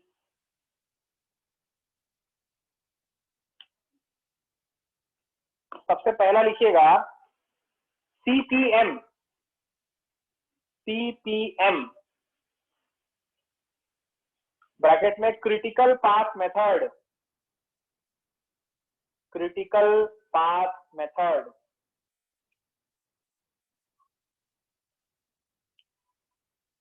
लिखना CPM is a deterministic approach of problem solving. CPM is a deterministic approach of problem solving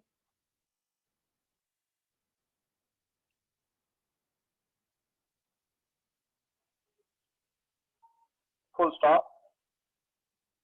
In CPM,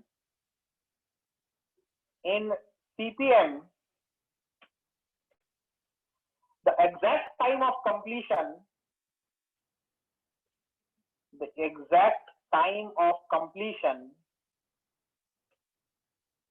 of an activity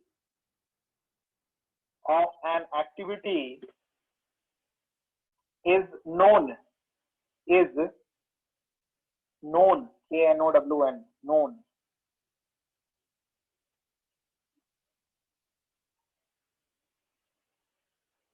next लिखिएगा PERT, second project management techniques में दूसरा number पे लिखना PERT, PERT bracket में लिखना program evaluation and review technique, program evaluation and review technique. लिखिए उसी के अंदर PERT is a probabilistic approach of problem solving. PERT is a probabilistic approach of problem solving.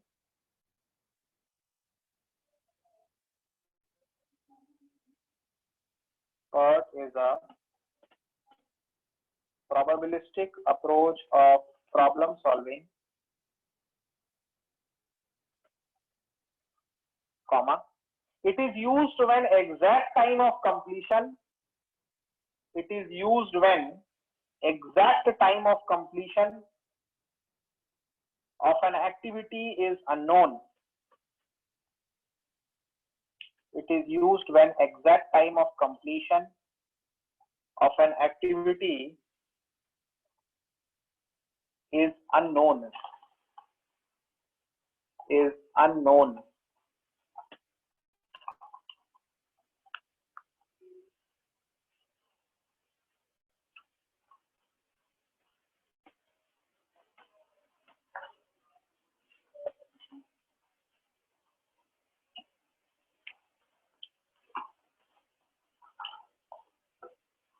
उसी के नीचे क्वेश्चन लिखेंगे, write down,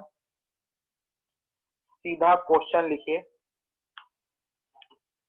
A project involve activities. A project involve activities from capital A to capital I.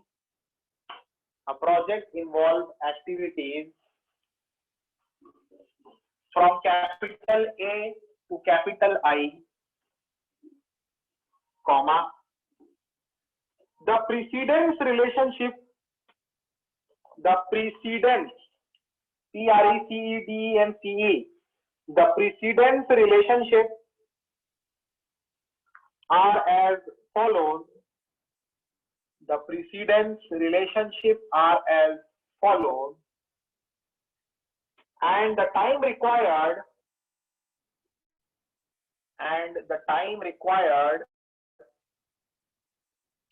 for these activities, and the time required for these activities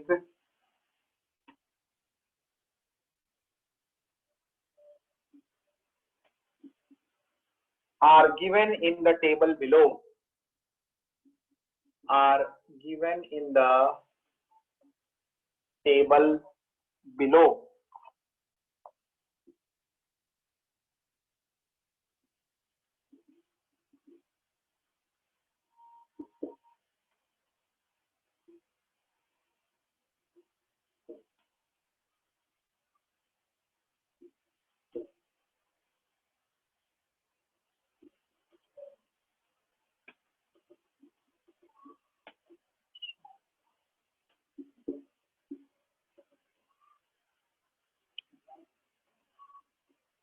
चलो जल्दी से ये question उतार लो, ठीक है। ये सारे रिलेशन उतार लो और ये टेबल उतार लो, एक्टिविटी और ड्यूरेशन का, तब आगे बढ़ता हूँ। उतार लोगे तो एक बार हाँ हो गया सर बोल देना, ठीक है।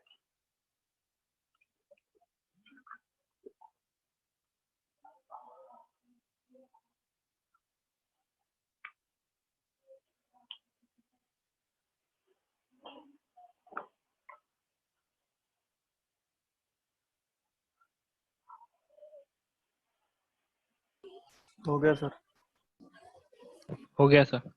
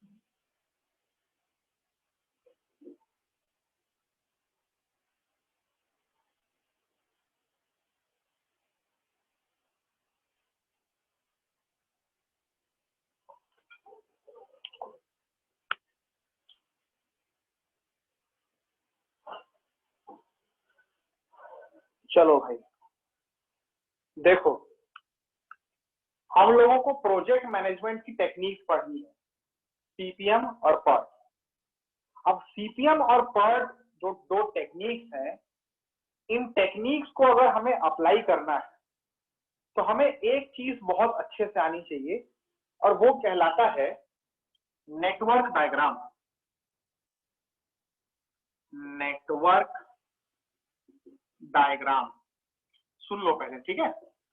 नेटवर्क डायग्राम क्या है? एक हथियार है, एक टूल है, जिस टूल के हेल्प से आप क्या करते हो कि भैया आपको अगर किसी प्रोजेक्ट का डेटा पता है, जैसे कि देखो यहाँ पर मैंने एक आपको प्रोजेक्ट का डेटा दे दिया है। मैंने बोला कि एक प्रोजेक्ट है जिसमें ए से लेके आई तक एक्टिविटीज है। एक्टिविटी ए जो है ये आपका जमीन खरीदने वाली एक्टिविटी है, लैंड परचेजिंग, और एक्टिविटी आई जो है ये आपका गृह प्रवेश का सारा अरेंजमेंट करने वाली एक्टिविटी है, ठीक है। तो ए से लेके आई तक एक्टिविटी है, और प्रोजेक्ट क्या है? आपको मकान बना के उसमें रहने जाना है, ठीक है। That is the project. आपको अपना मकान बना के उसमें रहना है, ये प्रोजेक्ट है। ए से लेके आई तक उसमें एक्टिविटी है। आपको ये भी दे दिया कि हर एक्टिविटी में आपको कितना समय लगेगा, किसी में 8 दिन, किसी में 10 दिन, इस तरीके से हर एक एक्टिविटी का आपको ड्यूरेशन प्रोवाइड कर दिया है। इस क्वेश्चन में एक और जानकारी दिया है, आपको एक्टिविटीज का ऑर्डर का भी जानकारी दिया है। कहने का मतलब क्या है कि ये जो डेटा यहाँ पे अवेलेबल है, ये वाला डेटा, इसे अपन कहते हैं प्रीसीडेंस रिलेशनशिप, प्रीडिसेसर रिलेशनशिप। समझिएगा मेरी बात को, ठीक है। देखो इसमें क्या बोलता है कि डी के पहले ई, ए, इसमें बोलता है कि एक्टिविटी जो डी है इसके पहले ए होना चाहिए। नहीं समझे क्या? Yes sir. तो चलो, इसमें बोलता है कि अगर डी लिखा है ए के बाद में, तो मतलब डी जो है वो ए से बाद में होगा। जब तक एक्टिविटी ए परफॉर्म नहीं कर दूंगा, जब तक जमीन नहीं खरीद लूंगा, एक्टिविटी ए अगर जमीन खरीदने की एक्टिविटी है और एक्टिविटी डी जो है ये भूमि पूजन है, तो कहता है जब तक ए नहीं हो जाएगा तब तक आप भूमि पूजन नहीं कर सकते। सिमिलरली बोलता है ई, after a, activity E, foundation का काम तभी हो पाएगा जब रजिस्ट्री करा लोगे, जमीन खरीद लोगे। सिमिलरली बोलता है जी बिफोर सी, एक्टिविटी जी जो है ये तभी कर पाओगे जब आप एक्टिविटी सी खत्म कर लोगे। अब एक्टिविटी सी कुछ भी हो, मान लो एक्टिविटी सी आपका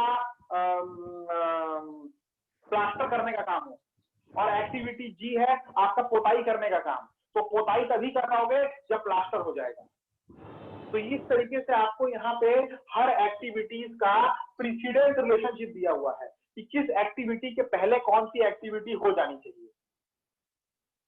तो आपके पास यहाँ पे पूरा संपूर्ण जानकारी अवेलेबल है कि आपको कौन सी एक्टिविटी को कब करना है, किसके बाद कौन सी करनी है, कैसा ऑर्डर रखना है। इसके अलावा आपको दिया है कि एक्टिविटीज जो है उनमें कितना समय लगेगा। अब आप क्या करोगे, सुन लो कि आप बनाओगे इस पूरे डेटा का एक network diagram. Network diagram basically एक पिक्चर है, एक डायग्राम है, एक पिक्चर रिप्रेजेंटेशन है इस पूरे डेटा का।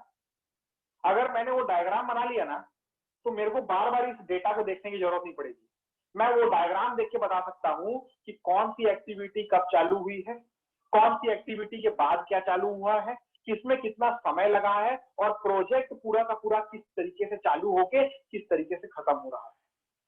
बार बार मेरे को इस डेटा को चेक करने की जरूरत नहीं है। डायग्राम देख के मैं सारा का सारा दिमाग चला लूंगा। तो नेटवर्क डायग्राम कुछ नहीं है, डेटा का पिक्टोरियल रिप्रेजेंटेशन। समझ गए बात को? अब देखो नेटवर्क डायग्राम कैसे बनाते हैं।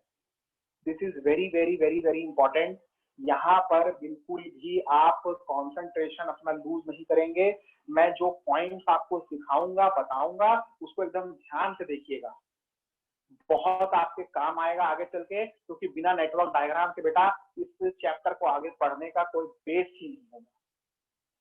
ठीक है, तो स्टार्ट करता हूं। सबसे पहला काम, ये जो एक्टिविटीज है ना, मैं एक्टिविटीज को रैंकिंग दूंगा कि भैया कौन सी एक्टिविटी को पहले करूंगा फर्स्ट नंबर पे, कौन सी एक्टिविटी को सेकंड नंबर पे करूंगा, कौन सी एक्टिविटी को थर्ड नंबर पे करूंगा। हाँ, ऐसा भी हो सकता है कि कुछ एक्टिविटीज का रैंकिंग सेम होगा, मतलब उस एक्टिविटीज को एक साथ करना पड़ेगा। मान लो कि आपको घर बनाना है और आपने जमीन खोजना चालू कर दिया। अब आपको एक जमीन अच्छी पसंद आ गई, आपने उसके मालिक से जाके उसका रेट वेट फाइनल कर लिया। अब आपको ना साइमल्टेनियसली दो काम करने हैं। आपको बैंक जाके अपना पेपर वर्क वगैरह पूरा करके पैसे का भी इंतजाम करना है कि भैया कितना लोन लेना है, कितना मेरे पास डिपॉजिट है, कितना मेरे पास सेविंग है, इसका हिसाब किताब बैठाना है। और दूसरा काम क्या करना है कि जमीन का रजिस्ट्री के लिए जो भी कानूनी कार्रवाई है वो सारी कानूनी कार्रवाई भी करनी है। दोनों काम पैरेलली करने हैं। थोड़ा इधर काम होता रहेगा, थोड़ा इधर होता रहेगा, लेकिन दोनों काम एक साथ चलते चलेंगे। बात समझ में आ रही है ना? तो हम लोग क्या करेंगे, अभी इन एक्टिविटीज को रैंकिंग देंगे। ठीक है, ये जो प्रीसीडेंस रिलेशनशिप दिया है, ये जो जानकारी आपको दी है, इस जानकारी को देखकर, ध्यान से देखकर मेरे को ये बताओ कि इसमें से वो कौन कौन सी एक्टिविटीज हैं जिनको करने के लिए मेरे को पहले से किसी एक्टिविटी को करने की आवश्यकता नहीं। मैं रिपीट कर देता हूं कि इनमें से वो कौन कौन सी एक्टिविटीज हैं जिनको करने के लिए उसके पहले कोई एक्टिविटी को करना जरूरी नहीं है।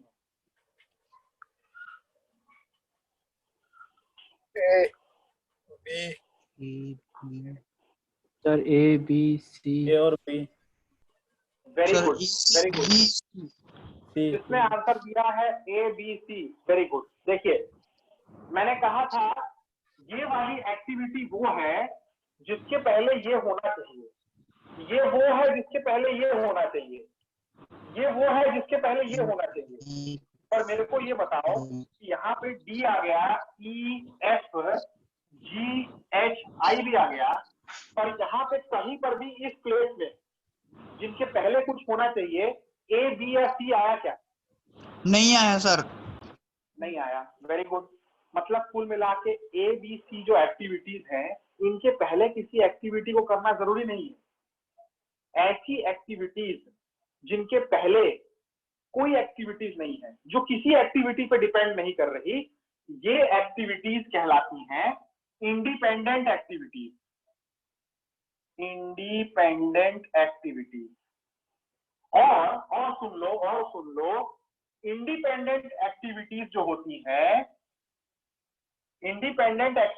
होती है, इनका रैंकिंग हमेशा 1 होता है। जब भी मैं प्रोजेक्ट चालू करूंगा, ये वो एक्टिविटीज हैं जिनको मैं सबसे पहले चालू कर सकता हूं और एक साथ साइमल्टेनियसली चालू कर सकता हूं। मैं जमीन के पीछे रजिस्ट्री का काम, बैंक से लोन का काम, और तीसरा सुनते चलना, उस जमीन का मार्किंग वगैरह, उस जमीन का टाउन कंट्री प्लानिंग से रिपोर्ट निकलवाना, उस जमीन का डाइवर्सिफिकेशन है कि नहीं है, मतलब वहां पे भूमि पे मैं गृह निर्माण कर सकता हूं कि नहीं, इस बात का प्रमाण, ये सब काम मैं एक ही साथ करना चालू कर सकता हूं। मेरी बात आपको समझ में आ रही होगी। आई होप कि आप इस एग्जाम्पल से रिलेट कर पा रहे होंगे। अगर आप घर बनवाने जा रहे हैं तो जमीन से रिलेटेड, उस जमीन को परचेज करने से रिलेटेड, उस जमीन का वेरिफिकेशन, यानी कि आप इतना बड़ा इन्वेस्टमेंट कर रहे हैं, वो सही है कि नहीं, गलत तो नहीं है, किसी और की जमीन आपको चोरी चमारी की तरीके से टिकाई तो नहीं जा रही है, ये सब चीज पता करने का कार्यक्रम जो है, कार्य जो है, एक्शन जो है, अगर ABC है, इंडिपेंडेंट एक्टिविटी है, तो तीनों को एक साथ मैं चालू कर सकता हूं। मेरी बात समझ में आ रही है तो बोलो हाँ। Yes sir.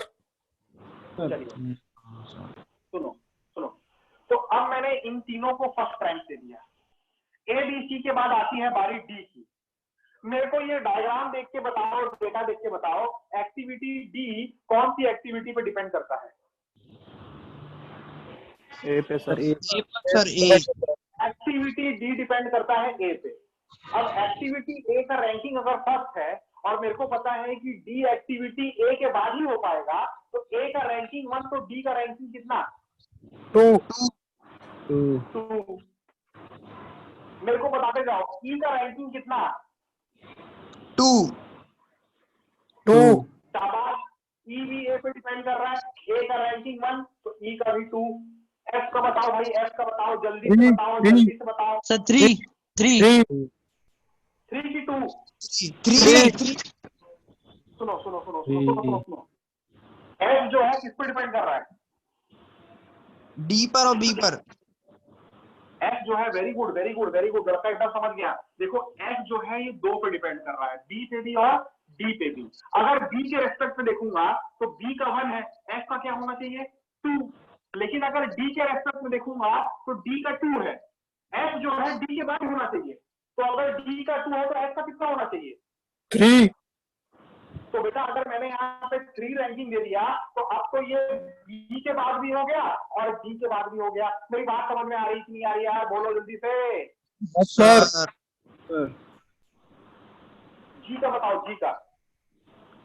2। सर 2। G की रैंकिंग, G C पे डिपेंड करता है। C का रैंकिंग 1, G का रैंकिंग 2। H का बताओ बे, जल्दी से H का बताओ, फटाफट। 2। सर 3। अरे अबे H2। 3 कैसे बे? H का 2 सर सॉरी सर 2। H अगर C पे डिपेंड कर रहा है, C का 1 है, तो H का 2। I का बताओ बे, जल्दी से बताओ, I का बताओ 4 यार। सर। 4। I डिपेंड कर रहा है F और G पे। F की रैंकिंग 4। 3, तो I की रैंकिंग 4, G का 2, तो I का 3। तो बेटा I जो है वो G के बाद भी आना चाहिए, F के बाद भी आना चाहिए, तो I का रैंकिंग हो गया 4। अब सुनो, रैंकिंग निकालने का फायदा ये हो जाता है कि आपको ये पता चल गया है कि पहले किन एक्टिविटीज को टारगेट करना है, फिर किन एक्टिविटीज को, उसके बाद किन एक्टिविटीज को। देखो बड़ा काम का मैं बता रहा हूं, यहाँ पे रैंकिंग 2 है, फिर 3 है, फिर 2 है। मतलब क्या है पता है कि activity D E G H चारों का रैंकिंग 2 है। ये चारों को एक साथ टारगेट करूंगा, और जब मैं D E G H कर लूंगा तब मैं F को टारगेट करूंगा, क्योंकि F का रैंकिंग तो D E G H के बाद आ रहा है ना। हाँ सर। Yes sir. चलो आगे बढ़ते हैं, ठीक है? सर बस कल बोर्ड की करेंगे। तरफ देखते चलिएगा।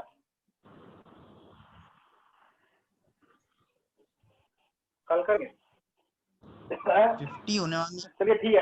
यहाँ तक जो है यहाँ तक नोट कर लो, वैसे भी डायग्राम पूरा नहीं बना पाऊंगा 10 मिनट में, अच्छे से समझाना है, तो इससे आगे कल कंटिन्यू करूंगा। आई होप कि यहाँ तक की क्लास आपको समझ में आ गई होगी। किसी भी प्रकार का कोई भी डाउट है तो आपके पास मेरा कॉन्टैक्ट नंबर है, उस पर आप व्हाट्सएप करिए, कॉल करिए, मैसेज सर करिए। पीडीएफ कहाँ भेजेंगे सर आप? अभी आपको मेरे ऐड को कर ग्रुप में ऐड तो किया है मेरे को, ठीक है ना, तो जिस ग्रुप में ऐड किए हो उस, अरे किए हो कि नहीं किए हो मेरे को नहीं पता, मेरे पास तो फोन तो यहाँ यस सर, कर दिया है आनंद। सर वही वाला ग्रुप ठीक है। है वो तो। अबे उस ग्रुप में कोई मैनेजमेंट वाला तो नहीं है ना? है सर, कॉलेज की मैनेजमेंट वाला है शायद। भाई ऐसा ना करो ना, मेरे को बर्बाद करवाओगे क्या? सीधा मेरे को कोई एक ऐसा ग्रुप बना लो 12-13 लोगों का अगर है तो, जिसमें कोई ना हो, ठीक है ना, सेपरेट ग्रुप रखो ताकि मैं आपको पीडीएफ शेयर कर पाऊँ। हैं? सर कॉलेज से कोई नहीं है सर, उसमें स्टूडेंट है 88 सारे, मैकेनिकल चलो ऑटोमोबाइल दोनों के। 88 स्टूडेंट हैं सर। चलो ठीक है, कोई बात नहीं, चलो ठीक है, तुम लोग उस ग्रुप में डाल दियो मेरे को, अभी मैं उस ग्रुप में तुरंत पीडीएफ शेयर कर देता हूँ, है ना। उसमें काम करना, इन्वेंट्री कंट्रोल टॉपिक खोलना, उस पीडीएफ में हर अलग अलग टॉपिक जो मैं पढ़ाने वाला हूँ, 9-10 टॉपिक जो आपको शुरुआत में मैंने लिखवा दिया है, हर टॉपिक का एक इंडिविजुअल क्वेश्चन शीट या बैंक है, उसमें 15 से 20 या 25 क्वेश्चन है, अलग अलग वेरी करता हुआ, किसी में 15, किसी में 20, 25, ऐसा इस टाइप से है, ठीक है। और उन क्वेश्चन का जो सॉल्यूशन है वो आखिरी में दिया हुआ है, मतलब पहले सारी की सारी क्वेश्चन शीट है, प्रैक्टिस शीट है, और बाद में सॉल्यूशन है, प्रॉपर डिटेल्ड सॉल्यूशन, सिर्फ आंसर की नहीं, डिटेल्ड सॉल्यूशन। आंसर की तो मैंने प्रैक्टिस शीट से जस्ट पीछे दे दिया है, ठीक है। तो आप लोग क्या करोगे कि जैसे जैसे आपकी क्लास बिल्टअप होते जाएगी, 1 यूनिट हुआ, 2 यूनिट हुआ, 3 यूनिट हुआ, हर यूनिट के बाद वो प्रैक्टिस शीट उठाना, उसके सारे क्वेश्चंस को बनाना, समझते चलना। जहां पर भी क्वेश्चन ना बने, सबसे पहला काम क्या करोगे, अगर क्वेश्चन नहीं बनता है, पहले तो खुद से बनाना है, अगर नहीं बनता है तो पीछे सॉल्यूशन खोलना और उसको एक बार देखना कि आपको समझ में आ रहा है कि नहीं आ रहा है। अगर सॉल्यूशन समझ में नहीं आता है तो बेटा डायरेक्ट ये नहीं कि सर को गोली दाग दिए, पहले अपने दोस्त यार से देखना, उनसे पूछना कि उनसे क्वेश्चन बना कि नहीं, उनको समझ में आया कि नहीं, उनको सॉल्यूशन समझ में आया कि नहीं। तब भी नहीं हुआ, तब जो है मेरे को घंटी बजा देना कि सर ये वाला क्वेश्चन है, फोटो खींच के मेरे को भेज देना। ये मत बोलना कि सर प्रैक्टिस शीट का ये नंबर वाला क्वेश्चन है, प्रॉपर फोटो खींचना क्वेश्चन का और मेरे को व्हाट्सएप करना कि सर ये क्वेश्चन है, इसमें ये डाउट है, मेरे को बताओ, ठीक है। तो इस तरीके से जैसे जैसे क्लास में यूनिट खत्म होगा, प्रैक्टिस शीट जो है आप लोगों को रगड़ देनी है, बना देनी है, ताकि क्लास के साथ साथ आपका जितना भी डाउट है, जितने भी प्रकार की क्वेरी है, जितने भी प्रकार के कॉन्सेप्ट हैं, सब के सब क्लियर हो जाए। समझ गए ना। तो मैं अभी थोड़ी देर में आप लोगों को शीट व्हाट्सएप कर दे रहा हूँ। Inventory management, sorry inventory control या इन्वेंट्री मैनेजमेंट जो टॉपिक है, उसके क्वेश्चंस बनाना स्टार्ट कर देना। उसमें ध्यान रखना कि एक 15 मिनट का टॉपिक है, वो टॉपिक मैं कल की क्लास में भी करा दूंगा, लेकिन हाँ उसमें मैक्सिमम क्वेश्चन 90% क्वेश्चन उस एरिया पे है जो एरिया आप लोगों को मैं कवर कर चुका हूँ, ठीक है। तो चलिए फिर आज की क्लास में यहीं पे समाप्त करता हूँ। किसी भी प्रकार का कोई भी डाउट है तो जस्ट कॉल मी, कॉन्टैक्ट मी, टेक्स्ट मी। चलिए बाय।